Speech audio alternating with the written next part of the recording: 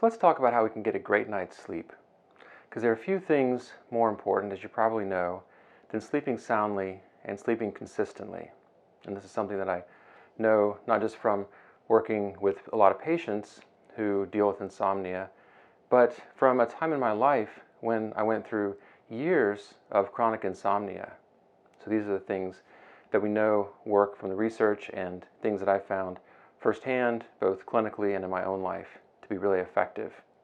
So there are 4 factors that are involved in getting good sleep, and we have to attend to all of these.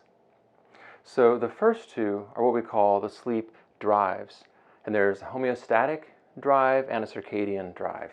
So let me explain what these mean. So homeostatic is, you can think of this as like your hunger for sleep. And just like hunger, it builds up over time. So hunger for food builds up the longer it's been since we've eaten. Hunger for sleep accumulates the longer it's been since we've slept. So when you haven't slept for a long time, as you know, you start to get that craving. You really, really want to sleep. So that's one important drive. But the other is circadian. And that is a 24-hour cycle where your body expects to sleep during certain periods of time. So what often happens is these 2 things get out of alignment. So it might be time to sleep. Let's say your body expects to sleep from like 11 to 7.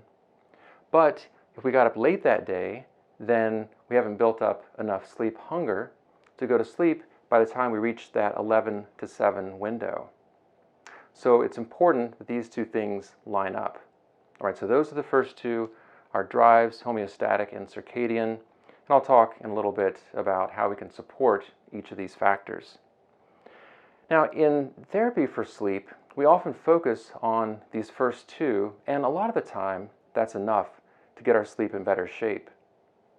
But I found for myself, we also have to attend to emotional and environmental issues. So emotional issues, that's just what's going on with us internally in terms of our stress response. If we're going through a particularly difficult time, it's going to be hard to sleep, even if we're exhausted, even if in terms of that 24-hour cycle, it's time to sleep. We might lie down and our body says, nope, not going to sleep. Probably because, that's how we evolved, that when there's an acute stress or danger, it's not a good idea to sleep. So maybe the stress is psychological, it's things we're worried about. Could be physical stress, could be an illness that we're dealing with, or maybe our body is just depleted. So we have to attend to these emotional issues. And finally, environmental. So we can think of both our internal environment and our external environment.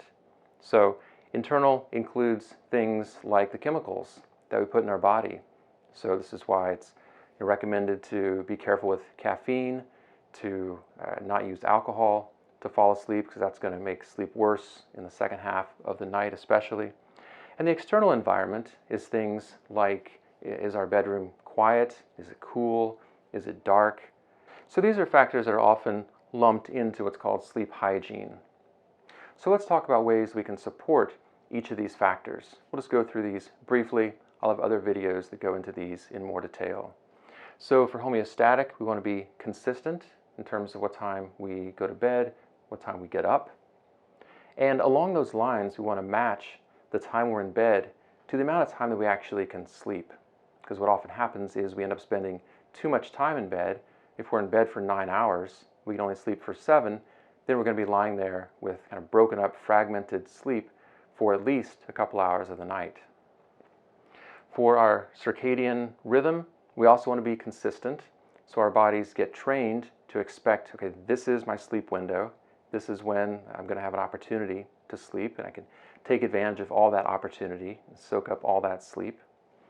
And then light is a really important part of training a strong circadian rhythm. So we want light exposure early in the morning after waking up. So getting outside even on a cloudy day in the morning is a great way to do this.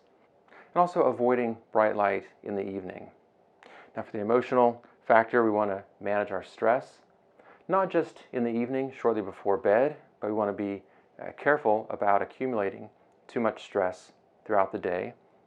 We can attend to our thoughts like we do in cognitive behavioral therapy, those thoughts that drive anxiety, that can cause us to be anxious and worried when we go to sleep. Environmentally, with the internal environment, I mentioned avoiding caffeine if it keeps us awake. Alcohol is something to be mindful of. You don't want to eat a huge meal right before bed. You also don't want to get too hungry in the night. That can interfere with sleep as well. For the external environment, really creating a kind of haven for sleep, making it as comfortable as possible, monitoring the temperature, be careful about noise. So it's not easy to repair broken sleep, but there's a way to do it. There's a way forward. It involves taking care of each of these factors. When we do these things, then good sleep tends to follow. So I'm wishing you restful, restorative sleep. Thank you for watching.